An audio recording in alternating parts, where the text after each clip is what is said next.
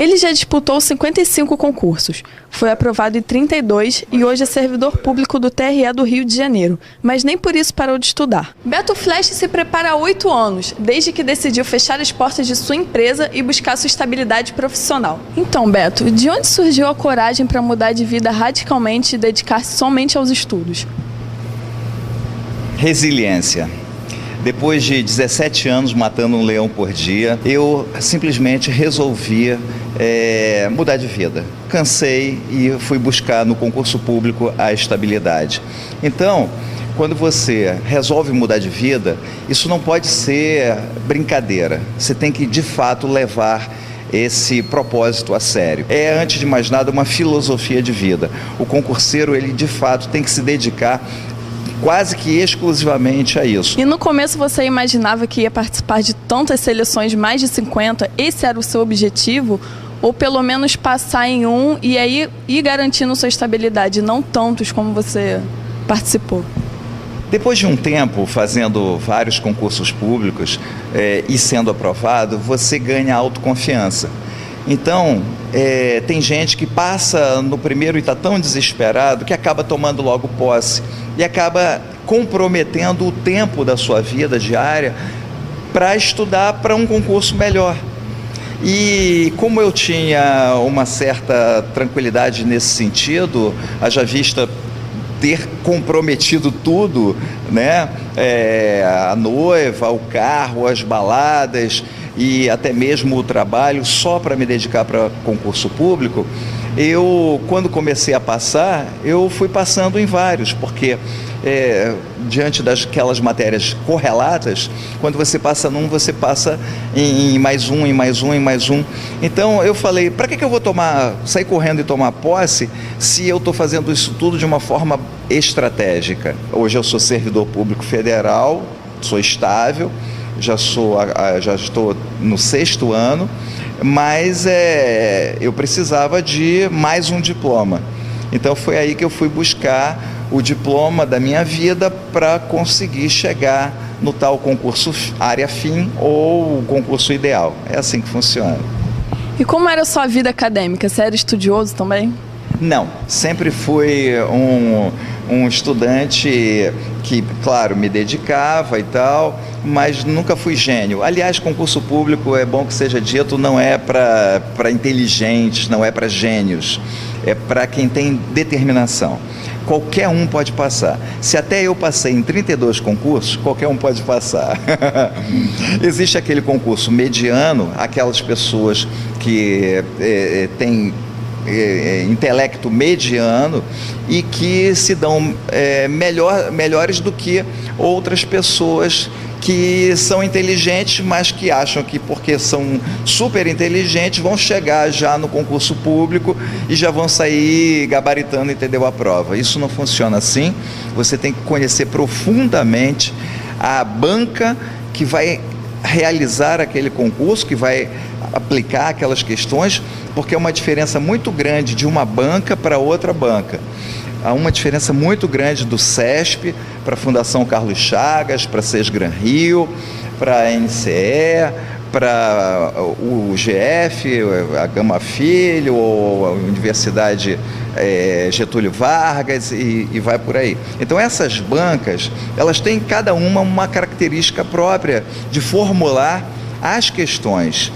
E são as chamadas pegadinhas. Umas preferem texto de lei, o tal do Ctrl+C, Ctrl+V, mudando uma ou outra palavra para fazer o candidato cair, ou então a característica básica do CESP, que lida muito com a questão inteligente, né? Muitas vezes colocando de trás para frente ou através da inferência.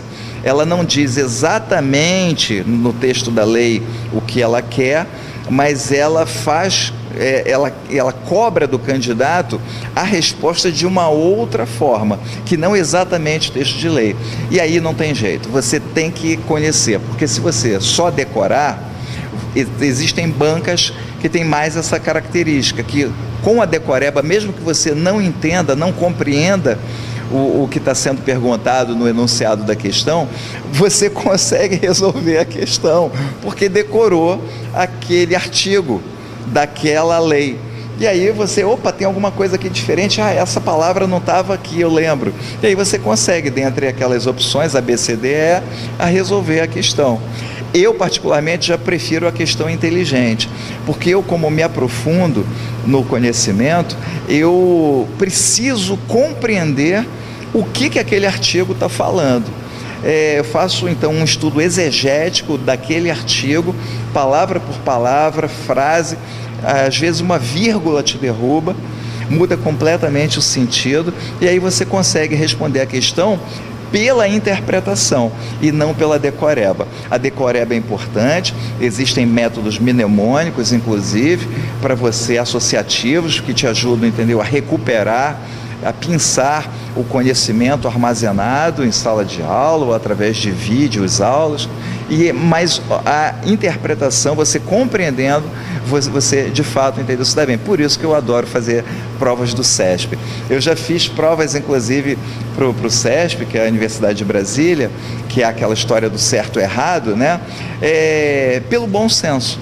Com bom senso, se você tiver a base do conhecimento, você consegue realizar e acertar uma questão do CESP, por exemplo.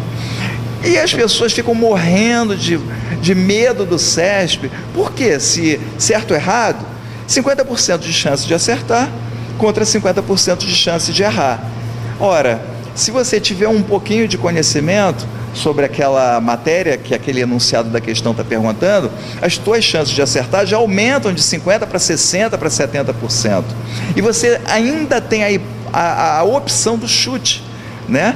Onde se você errar, você perdia 1%.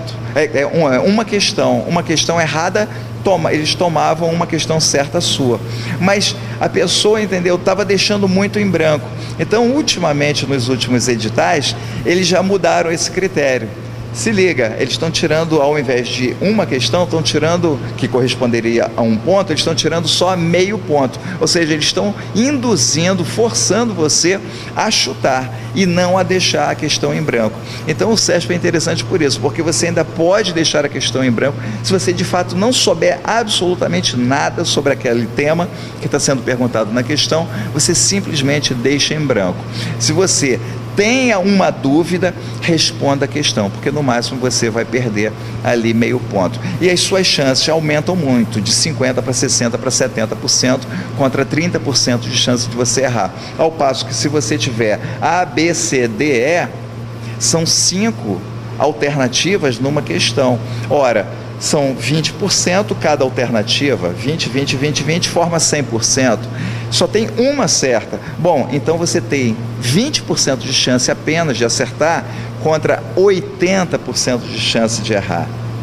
Então veja, se você souber, você marca, mas se você não souber, você também é obrigado, entendeu, a marcar, porque você não tem a chance de deixar a questão em branco. Então você vai ter 80% de chance, entendeu, de errar contra 20% de acertar. Não tem jeito. A questão de A, B, C, D, E, você tem que conhecer mesmo, entendeu, ali todos os artigos da lei, o que está sendo perguntado, entendeu? Então é muito melhor o certo e errado do que o ABCDE. Por isso, o CESP não deve ser considerado um bicho-papão, ele deve ser considerado a melhor forma de cobrar de um candidato. Por que você escolheu então o TRE para trabalhar? Bom, o meu concurso ideal é ser procurador da República. Concurso fim, concursos na área jurídica. Mas tanto concurso fim quanto concurso ideal, eu precisava do diploma de bacharel em Direito. Então, como é que eu vou fazer? Eu vou ficar num concurso, num tribunal, num cargo, que seja um concurso intermediário, mas que me dê uma certa tranquilidade para eu poder estudar para o meu concurso ideal. Foi aí, então, que eu optei pelo TRE. Então, ao longo desses 5 anos e meio, que eu estou lá como servidor público federal do Tribunal Regional Eleitoral do Rio de Janeiro, inclusive é uma das minhas vocações, Porque não foi assim, eu vou ficar nesse e pronto, só porque é o mais interessante, porque tem menos quantidade de processos, ou é o que eu me identifico mais. Não, foi vocacionado. Antes disso, eu havia sido, durante 12 anos consecutivos, presidente de sessão eleitoral. Eu havia trabalhado na Justiça Eleitoral como funcionário público honorífico, dando a minha contribuição como cidadão. Então eu já tinha essa afinidade com a Justiça Eleitoral, mas caiu como uma luva, porque dentre todos os concursos que eu fiz da área tribunais, eu passei para o TRT, para o TRF, para o MPU, Ministério Público da União, que é matéria correlata, e para o TRE. Inclusive, eu optei pelo TRE para ter essa certa tranquilidade, que era justamente o tempo da faculdade. Então agora, colando grau e com o diploma de bacharel, eu só vou fazer concursos na área jurídica. E assim, certamente você é um exemplo para muitos concurseiros. Você costuma ajudar os seus colegas de classe ou concurseiros que você conhece? Sim, muita gente me pergunta o que eu como durante o dia, o que eu faço, que filme que eu gosto de ver. Pessoal, leia jornal diariamente, mantenha-se sempre informado. É impressionante como é que você, com uma simples leitura diária dos principais jornais, você adquire um conhecimento necessário para realizar, por exemplo, uma prova discursiva, uma redação, e isso é vital na hora da classificação. Beto, obrigada pela entrevista, sucesso na sua vida e parabéns. Muito obrigado, então. Então fica a principal dica aí. Quanto mais você estudar, mais você vai descobrir que você não sabia nada. Mas isso já é uma vantagem diante do seu concorrente. Ou seja, o simples fato de você saber disso já lhe coloca em vantagem perante o seu concorrente, que é também um concurseiro. A vaga é sua. Basta apenas que você não desista, afinal de contas, repito, concurso não se estuda para passar, concurso se estuda até passar. Boa sorte, quanto mais você estudar, mais sorte você vai ter.